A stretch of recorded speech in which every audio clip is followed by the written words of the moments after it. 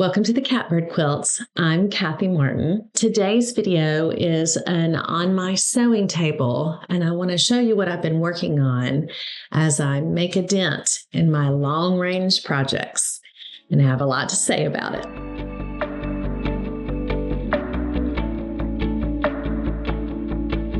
I've mentioned before, many times actually, that I have a full-time job and wife and mother. And so I'm a part-time quilter, and I have this really bad habit of picking up new projects before I have finished the ones I'm on.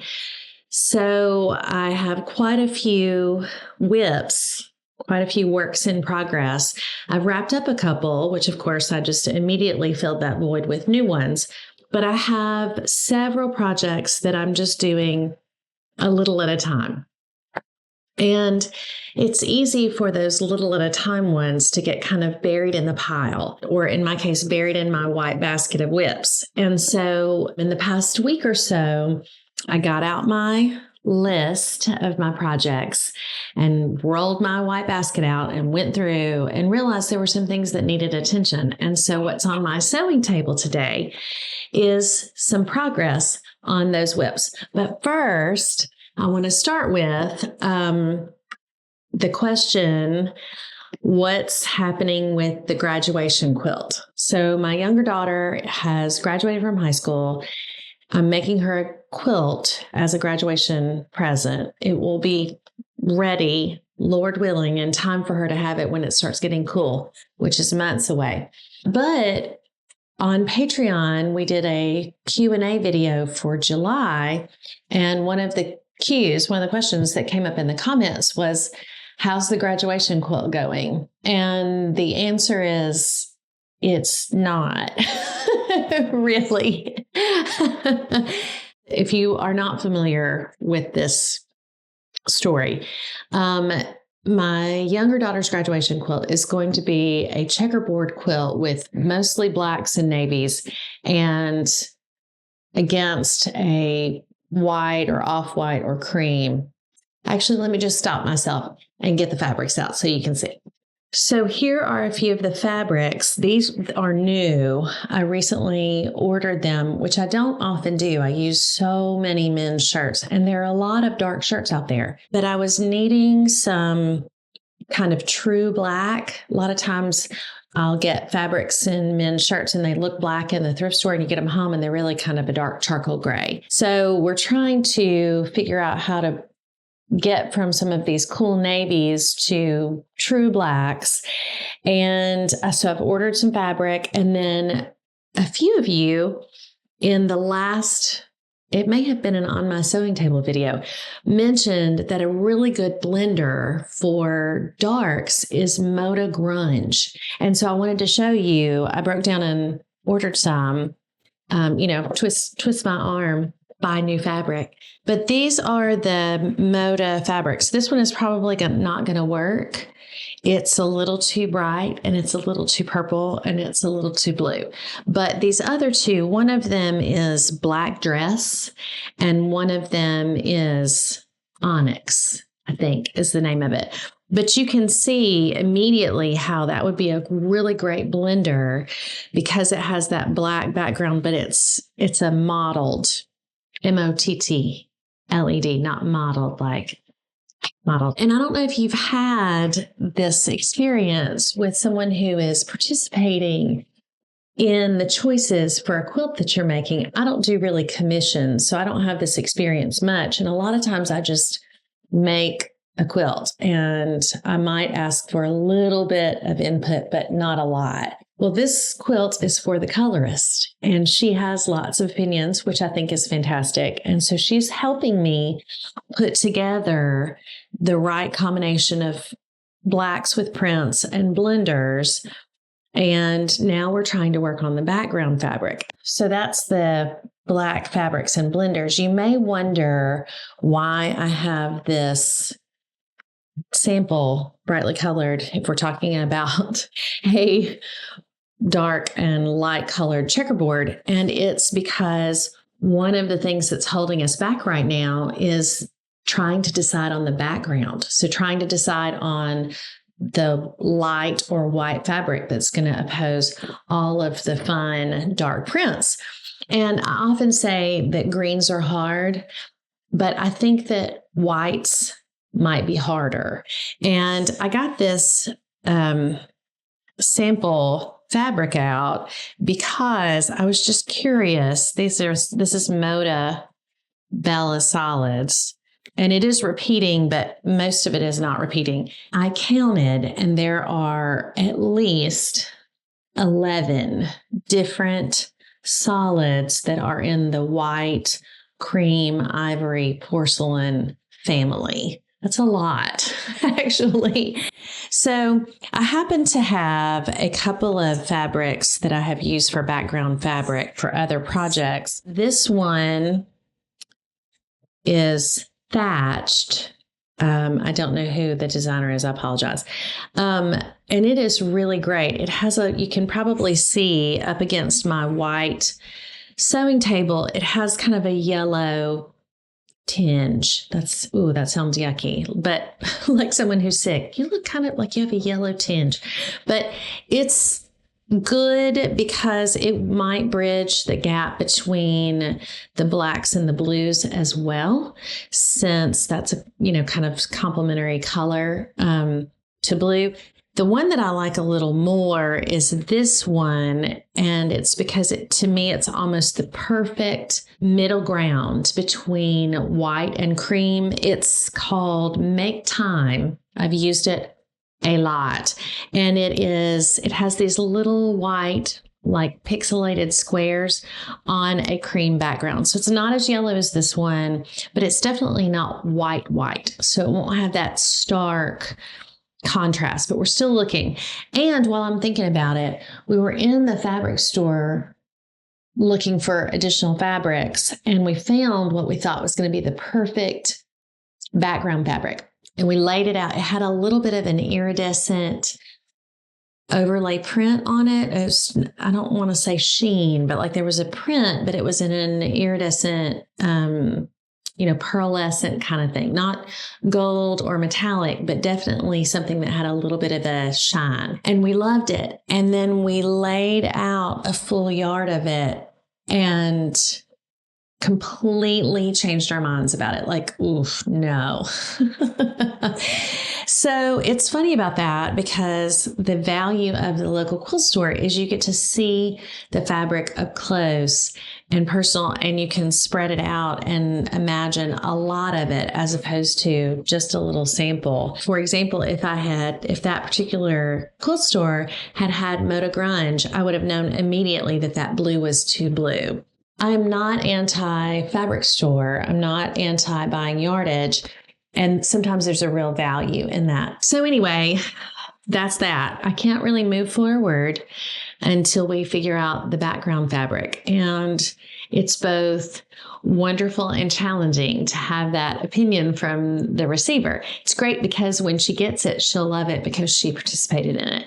But it is slowing down the process just a smidge. So that's that. I'm going to put that away.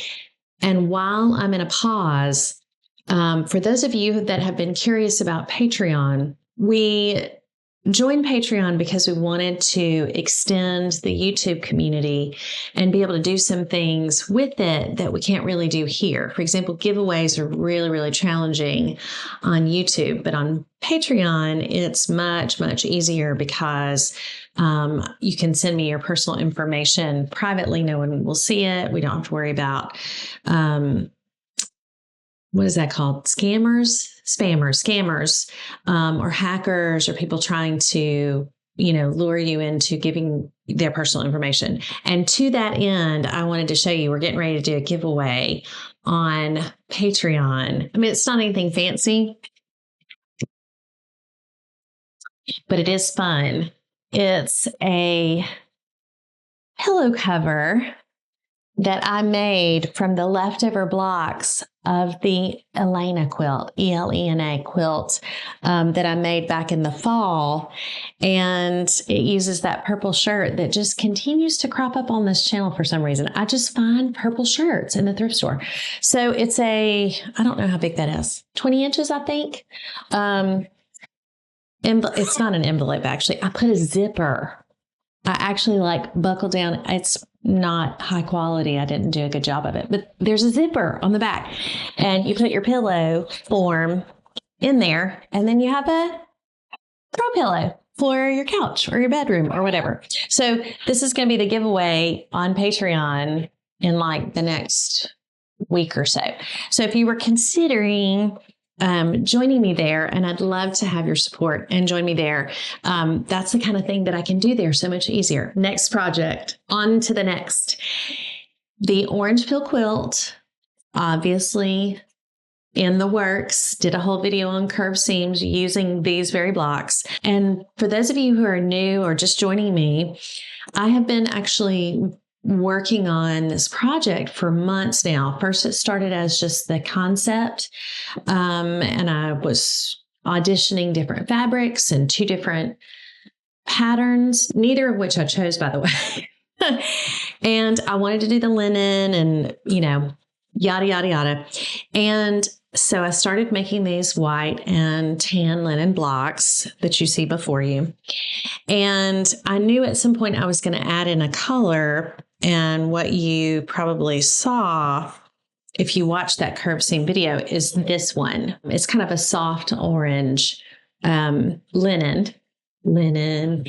And this quilt is just really evolving as I go. And I wanted to show you that so that you had a sense of where I'm going with it. Someone asked me what pattern I'm using. And the answer is, I'm making it up as I go. I'm hoping it doesn't look like I'm making it up as I go. But I started with this. And so for those of you that remember that video, I'm not even sure which one it is. I did the tan and white, orange peels drawn on my graph paper. And I had this idea that I would do either the peels or the crusts in the colors that were in my friend's wedding. And I really liked it and thought it was kind of cool. And I wanted it to look modern. She's far younger than me. And so this was kind of where I went. And I decided somewhere along the way that I liked the crust, so that the center diamonds are the color, as opposed to the peel or the leaves or petal or whatever term. And so I abandoned this and went with this, and then just started making the plain tan and white ones until I could figure out what I wanted to do.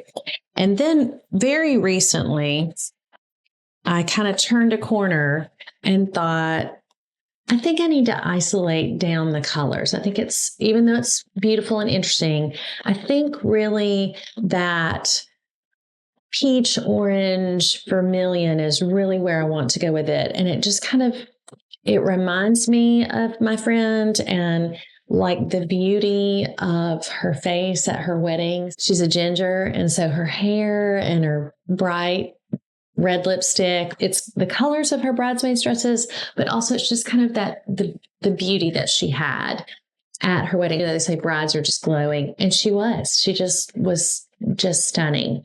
And so this was where I went next, and thinking of it almost like orange peel quilt meets medallion quilt. And so the idea that the center of the quilt would be the colors, and it would kind of almost be reminiscent of a medallion. And I drew it out and didn't like it. I mean, it's beautiful, but it's just not what I wanted to do. Then I got out my fabrics again. And okay, let's make sure this is really what I want to do. You can tell what I settled on. So this is the colorway, and I was pretty pleased with it. I have one darker than this that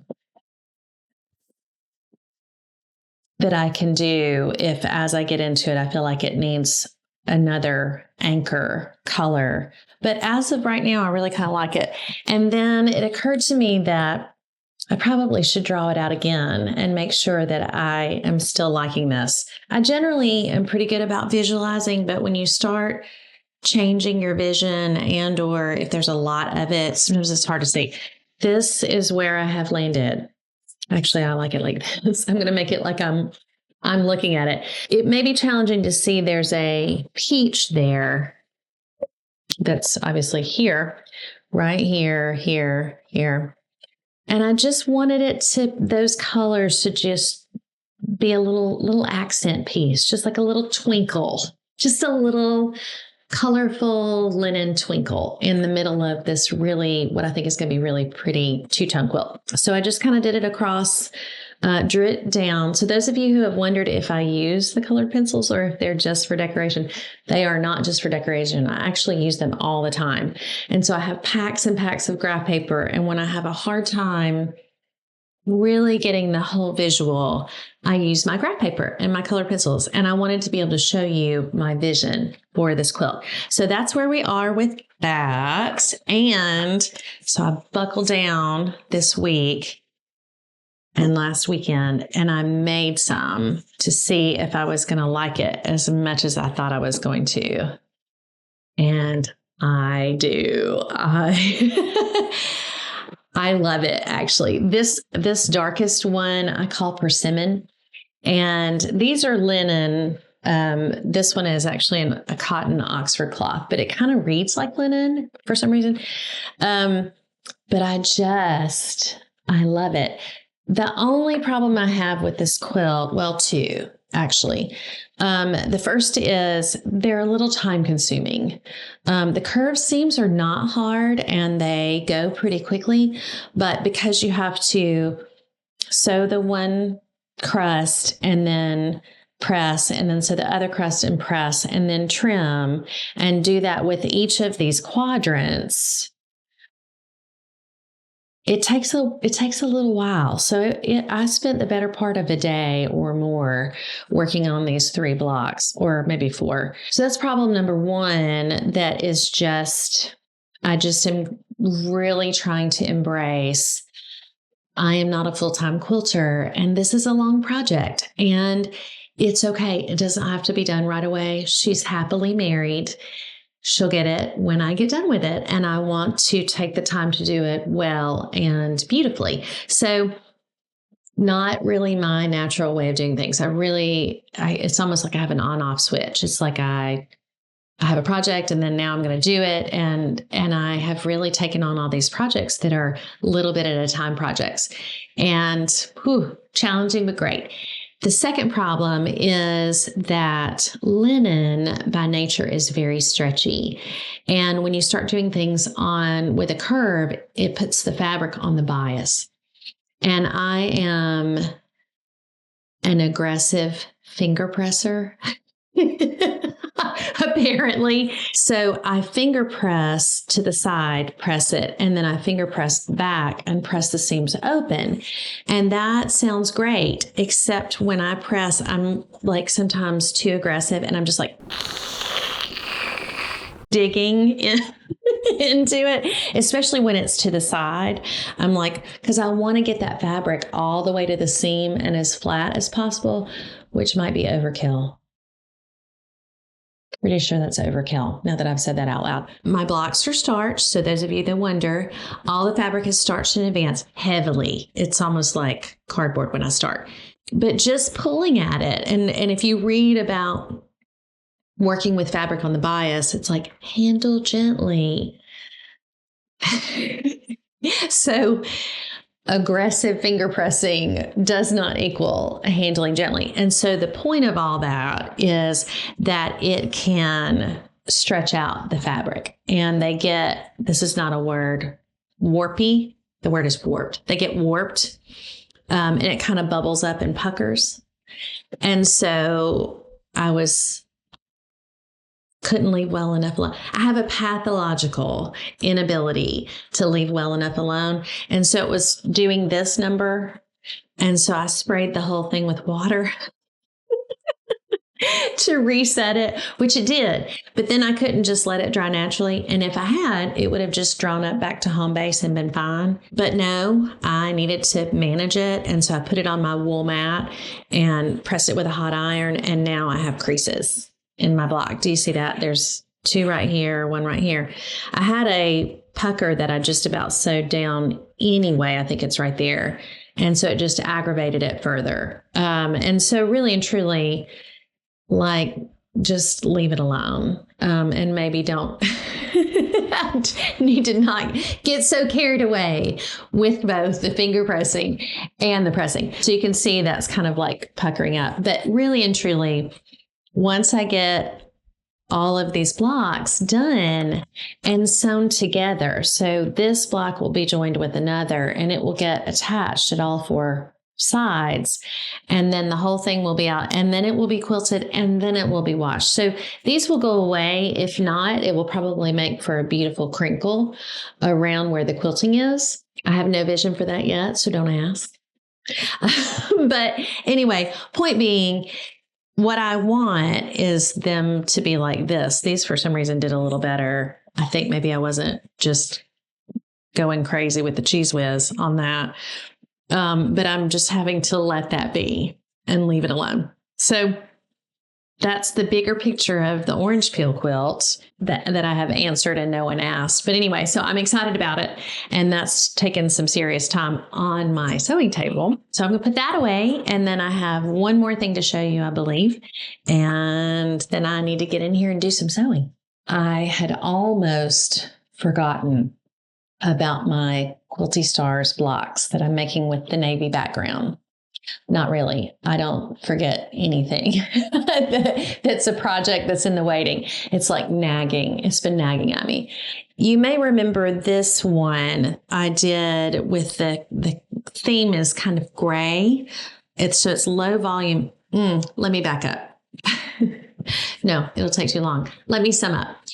These blocks are, that's a Princess Bride reference, by the way. Let me explain. Too much. Let me sum up. This is going to be for Paul.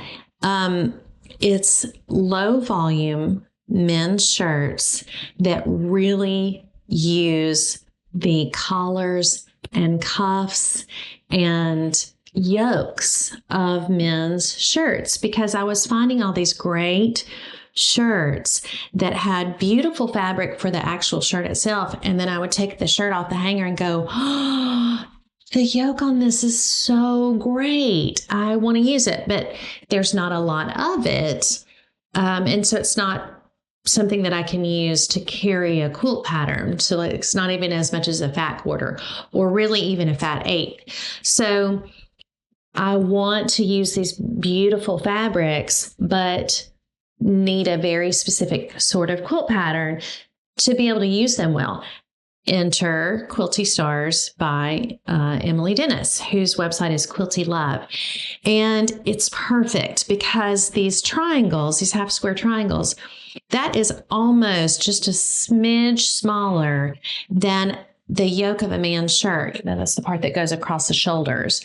And so at the height between the neck and the bottom of the yoke is that wedge of fabric. And I can get 2 of these triangles out of it. And so I've made a number of them, and they're really, it's a fun block to make. And it's a really fun way to use a small amount of fabric, because then there are these little squares around the bigger center square.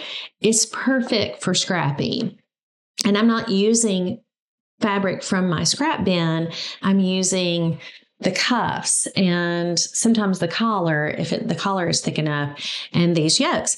So this is an example of one that I did, that the color theory of it is basically gray. And I really loved this block, but when I put this striped fabric right here, the dark stripe of that square lines up with that navy, and I feel like it looks like I miscut that center piece. So I set out to make another gray-based Quilty Stars block, and I want to show it to you. And then, of course, I've been hoarding fabrics for this purpose, and I think that's fun. And now I have more blocks to show for it. So this is the redo, this, or not redo, because I will use this. This is part deux, the gray. And I went a little different direction. So these fabrics are the same. I use that pineapple, which still just cracks me up. This one is a woven white with little like pluses and multiplication signs on it. And so I used some of the same fabrics, but I went a different route with my scrappy around the center. My friend Jennifer sent me this fabric, which is a yoke of a men's shirt. And then I had this plaid. And what I'm trying to do is do a mix of floral, interesting, fun, like the pineapple, and then also these plaids that, these low volume plaids. What I have learned since doing this one is that it needs contrast. It needs a dark value to give it some interest. This is lovely. And the two behind me, I think, are lovely. And there's nothing wrong with it. But these little dark pieces kind of provide a visual anchor. And you notice the low volumes around them really better because it's paired up against something dark, as opposed to everything around this, that I'm saying circle, everything around this square is basically the same. In this case, there's a little bit of navy there, but these don't stand out because they're so similar.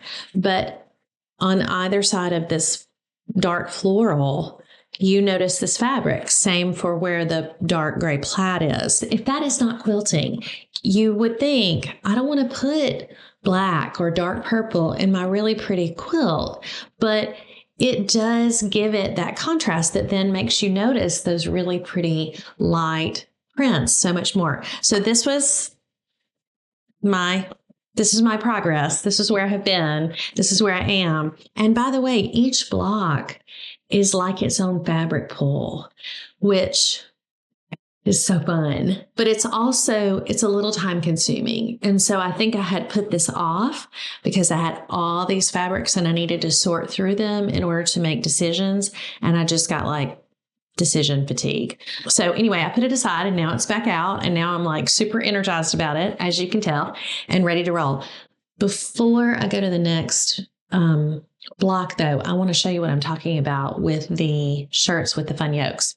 So this is a denim and flower shirt. It's pretty and it's very soft. It's mostly unremarkable, though. It's navy with little white designs on it. But here we go. This is the yoke. So interesting. And I mean, even in this like neon day glow orange is funny. I saved these, by the way. I use my seam ripper to pull out the collar, and I use them to tie up little gifts and stuff when I think of it. And when I have little gifts to give. This one kind of looked like a map of the world to me. I don't know what it's supposed to be, but you think about that. Here's the triangle. Can you see that? So this over here, this half square triangle, there it is for one side, and here it is for the other. And that will make such an interesting contribution to these Quilty Stars blocks. So those of you that have wondered, what is the deal with the denim and flower shirts? Besides the fact that the actual shirt fabric is very soft, almost always 100% cotton, and usually an interesting print, I buy them for the yokes and the cuffs. And the great thing about this particular quilt pattern is these little squares are 2.5-inch squares, which you can very often get from a cuff. I almost said collar, from a cuff. So let me show you. I've got 2 other blocks to show, and I'm excited about them. I lied. I have 3 blocks to show you. This one is one I had already made. I really, really, really like this one because it has a lot of crazy prints in it. And it has that fabric that looks like Dr. Seuss to me with the little, like the truffula trees with the little puff head people. And it was really fun to make. And it's got a lot of variation. And this one has a lot of yellow in it. And I had more of this fabric, had a little more of this fabric. And I just kind of wanted to do another variation on this block. And so since I had more fabric, which by the way, If you buy men's thrift store shirts, you will almost always have more fabric after you've used it once in a project. You might have it 3 or 4 times. So you'll do a quilt and love it, and then you'll still have more fabric. So, side note. So I went the blue route instead of the blue and yellow route. And I have to say, I'm almost as in love with this one as I am with this one. But what I learned something with every single project that I do. When I'm making my half square triangles, you can see where that is. I do them, especially for this project, I'll do it 2 at a time. So I'll take my square of shirt fabric and my square of background fabric and right sides together, mark the middle, and then sew on either side of that middle line, cut it and open them up and have 2. And that's how it goes pretty quickly. However, lest you be surprised, and I knew this, but I had forgotten. I did my square of the stripe fabric and cut through the middle and opened it up and pressed it and trimmed it and went, my stripes are on the different axis. And they will do that if you do 2 at a time or 4 at a time or 8 at a time HSTs.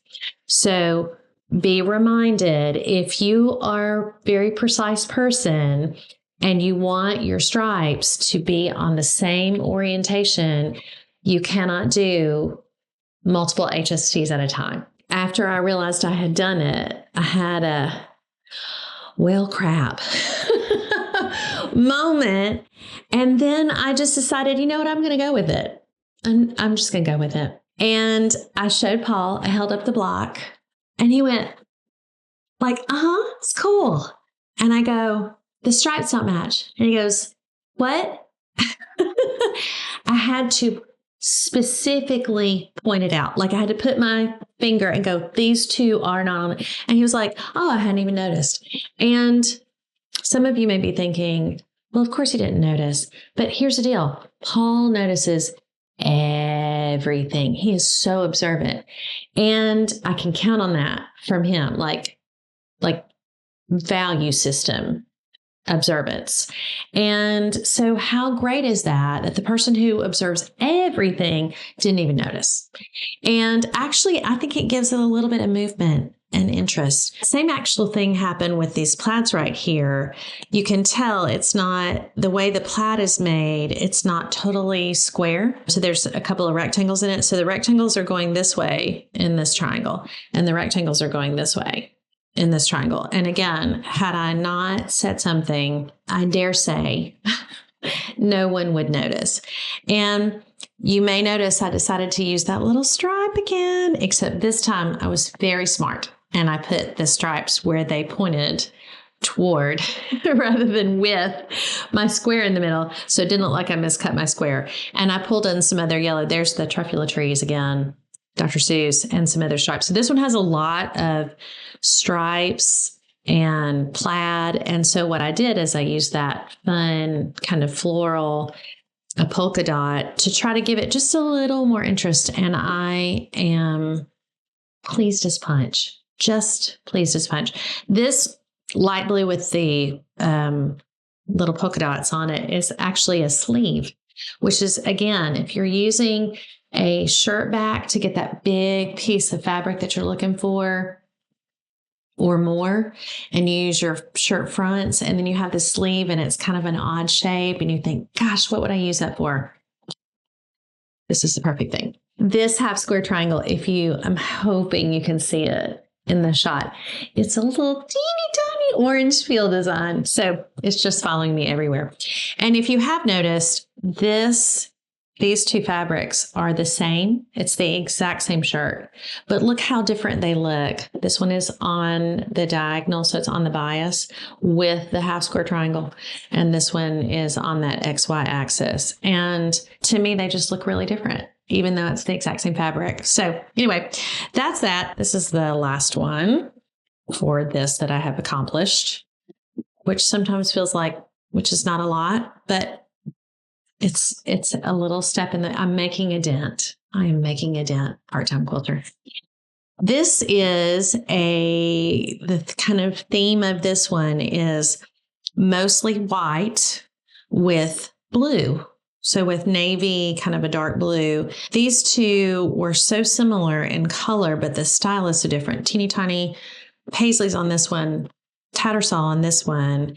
And then I had this little plaid and then this stripe that is the same kind of blue. So it's a weird, I don't know, it's kind of a weird combination because it's not really navy, it's not really blue, but it's also not really white. It's just kind of like an open, airy white with blue. And so I decided to put the dark gingham with it to give it that value, that darker value. Have to have something fun and interesting in every square around the square. So I used that paisley again. This is another sleeve actually sent to me by my friend. And it's just another kind of darker value. And then I pulled these two blues in to keep it interesting around the square. The temptation for me is great to commit to using these fabrics from the half square triangles around the square, and it actually loses interest if I do that without putting something, either a more interesting print, a darker color, a color from it. When I pull those different things in, suddenly it gives it a lot of movement and interest, as opposed to that original gray one that it's pretty and up close it's gorgeous, but it can lose some interest. So anyway, I'm beating a dead horse, but that's where I am. And now all of a sudden, and if this is not what happens probably with all craft projects, but for sure with quilting, I had put it away and now I've gotten it out. And I promise you, I feel like I could make 6 more blocks. Like if I did not have responsibilities in life, I would neither eat nor drink nor use the bathroom. I would sit in here and cut fabric and make navy quilt blocks. So that's what's on my sewing table today. I also have the quilting for the magnolia quilt to do, but I just couldn't face getting that out and showing that to you today. I hope you're making some progress on your quilt projects. If you have several long range ones like I do, be encouraged, be lifted up. I mean, even if it's one block, that's another step in the right direction. I'm Kathy Martin. This is the Catbird Quilts. Thanks so much for watching.